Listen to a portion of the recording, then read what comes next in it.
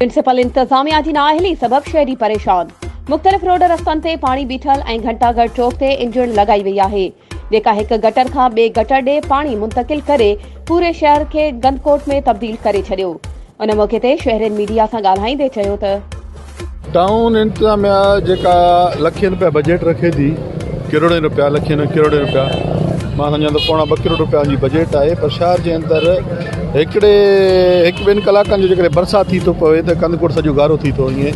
त हीअ इंतजामिया जेका आहे रुगो बंगलनि जे खे जेका आहे उन्हनि जे किचन खे हलाइण जे लाइ इस्तेमालु पिया कनि।